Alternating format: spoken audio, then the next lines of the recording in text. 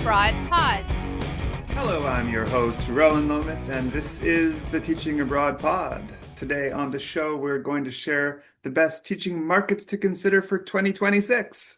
And like last year's top 10 list, joining me is Joe Spence from the Oxford Seminars marketing team. How are things going with you, Joe? Great. How are they going with you today, Rowan?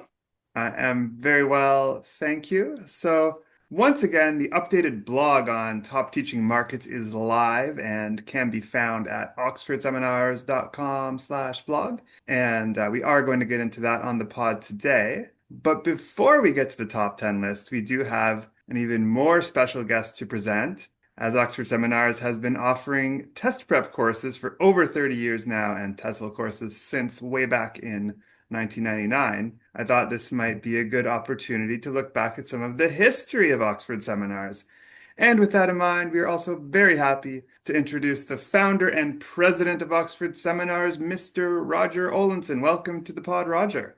Hello, Rowan. Hello, Joe.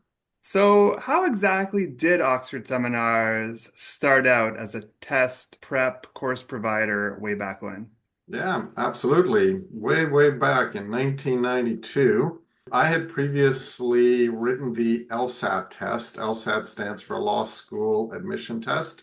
It was shortly after I graduated from my undergrad, and I had several of my friends who were planning to go to law school, but they were deathly afraid of the LSAT. So I thought, you know what? Maybe I'll consider law school, but since they're deathly afraid of the LSAT, I'll see how I can do on the test, because if I bomb it, then I guess law school won't be an option. So I prepared for it, and little did I know, but I prepared for it in ways that were really, really useful. I ended up scoring in the 98th percentile. I'm not trying to brag here, but that doesn't mean 98% on the test. It means that I scored in the top 2% of all people that year who wrote the LSAT and with plans to go to law school. Once I got that score back, I was like, oh, okay, so law school is an option. And I looked at it more seriously, and I thought, I don't think I want to be a lawyer. So I just put it on the shelf.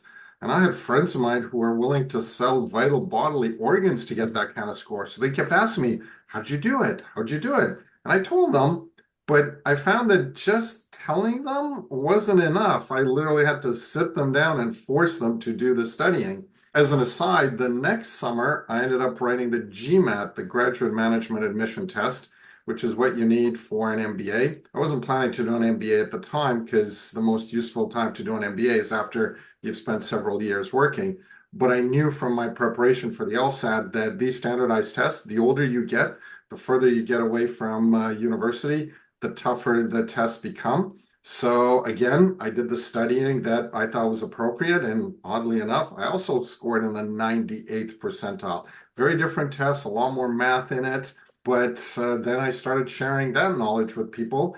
And again, I found that just me telling them didn't mean they were going to score anywhere near that decently. So instead of just telling them, I decided, you know what, I'm going to start offering it as courses. And that was how Oxford Seminars got started. And we've been offering LSAT and GMAT courses ever since. So obviously, you're very good at test taking and teaching people how to take said tests, but that's very different from teaching English abroad. How did Oxford Seminars start out offering TESOL courses and why? Yep. Yep. I was doing quite a bit of volunteer work at the time. And I had hired the fiance of one of my co-volunteers, Lisa, to be the office manager for Oxford Seminars. And she was great as an office manager, but she was really not good at teaching and presenting things. And she and Mark, who they got married that summer, were planning to go teach ESL in South Korea. Now, Mark was doing his master's degree. He was already a TA. He had experience teaching. But Lisa, I don't know how to say it nicely. Her teaching skills at the time were woefully inadequate. And I thought, well, there must be other people like Lisa who are planning to teach ESL abroad. So I looked into it and got a friend of mine who had been teaching ESL already to design the very first curriculum and offer the very first course. So although Lisa ended up not taking the course, because by the time we got the first course going, her and Mark were already in South Korea. That was the impetus for the TESL course. Wow, it's a lot of very personal inspirations for all the offerings at Oxford Seminars. And obviously the course has evolved quite a bit since 1999, when I think was the first Yep. course on the TESL side. And what started out as a 36-hour course in the beginning increased to 50 hours, then 60 hours. When I started back in 2010, I think it was that, and then it went to 100 hours, 120 hours. Nowadays, with all the modules you can increase it even up to 300 hours. I'm rather proud of one of our grads, Thomas, who is now 91 years old. He took our course back just 2019, just before COVID. He took the 120 hour, actually back then it was still a 100-hour course. And then he went to teach ESL and to do work in a monastery, volunteering in a monastery in Mongolia.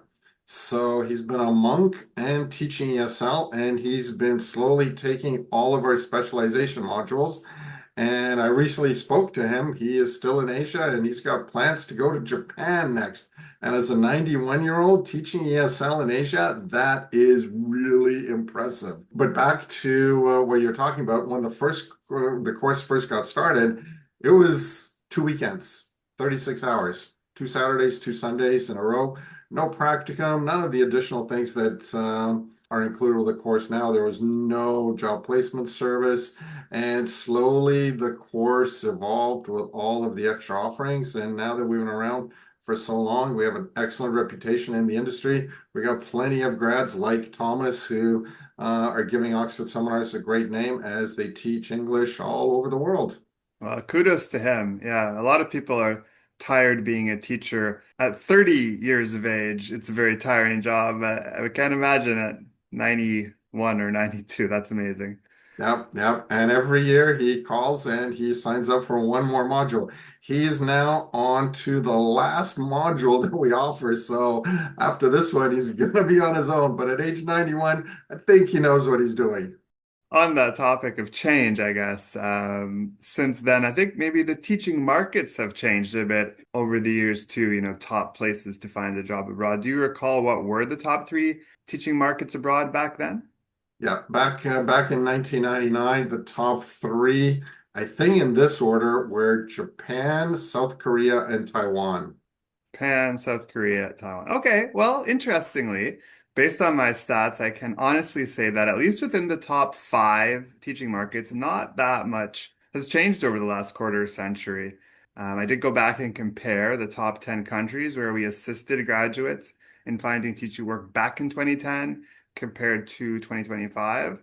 So, off the top of your head, if you had to guess, Roger, Joe, what would you say would be the top five in 2010 compared to the top five in 2025? I would assume that China was up towards the top in both years. I feel like maybe South Korea is number two. I want to say Japan. Then I'm going to throw Mexico in there, I think. And maybe Vietnam. I have a Okay, very okay. similar list to Joe. China, South Korea, Japan.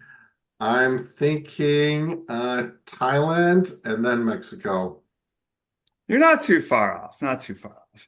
Let me share my screen and so we can see back in 2010, top two, South Korea, China. 2025, top two, South Korea, China. Hasn't changed. Yeah. Korea has gone down a bit as a percentage of total. So back in 2010, it was almost 34% of all placements we knew about through our graduates that were using the placement service, which is quite a large percentage. This year it's been just over 20%. China came in at 25% and 20%, sorry, 19% respectively. And the third was Japan back in 2010. Japan actually dropped way down to into a tie for sixth. Taiwan, fourth, now fifth. You're right, Thailand snuck in. Thailand came in at fourth this year. whereas it was sixth in 2010. I guess the big change there might be Ecuador was in the top five back then and is nowhere to be seen this year. Mexico did make the top 10. But yeah, not a ton of movement. Some movement. Ecuador, I totally can understand because of the political issues and violence going on, sadly, in that country. Hmm. And I'm rather impressed that South Korea has maintained its top spot. Yeah, I It's mean, interesting. benefits on offer are still some of the best out there. I mean, not the salary necessarily. China might have it beat there in some cases, but the fact you get a free apartment and at least one-way airfare and severance pay equal to 1 month's salary, pension refund, all that good stuff is still being offered by the schools in Korea. It's interesting that online has gained such a large chunk of that and moved so high in the rankings. Yeah, I would say that's probably the biggest change.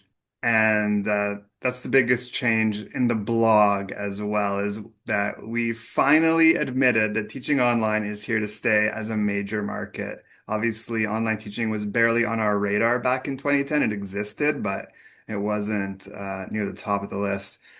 But it really should have been since the pandemic.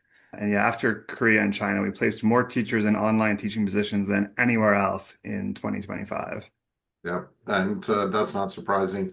I tell people that genie's never going to go back in that bottle. Ever since COVID, online teaching is here to stay for legitimate reasons. And good teachers are going to be good in any medium, in person, in Absolutely. class, online. Japan, I can totally see also dropping, not because the opportunities on there are not there, but the cost of living is so high in Japan, the opportunities to save money aren't what they used to be. Making the money, yes, but the cost of living is so high in Japan these days that that definitely affects it. Yeah, for sure. When people often say, I want to make at least this much money, I might say, well, Japan maybe gives you that, but they don't offer the free apartment and the cost of living is higher. So while the Korean salary might be lower, your savings potential is actually greater. Yeah, absolutely. So it looks All right. like, Joe, we're on to maybe the savings potential. Yeah. So it looks like Korea and China, free apartment or high end position with top salary, maybe the best options there. Yeah, basically, that's why they remain top one, two. In 2024, I looked actually, China had beat out Korea that year as the top placement country. So it wasn't always Korea necessarily, but it's back in top spot. For that main reason, they both offer either a free apartment or a housing allowance in lieu in the case of China. That's becoming more common. And the high-end positions with a pretty decent salary, saving anywhere from $1,000 a month to more, depending on your lifestyle choices. And if money's not so much the focus, but someone just wants the opportunity to, like, say, experience Europe, what would you suggest? So for Europe, Spain is probably the top spot because of the high demand. There are various ways schools and placement programs will get teachers or language assistants into the country, even if they don't have an EU passport. So for eligible youth, a youth mobility visa is often encouraged.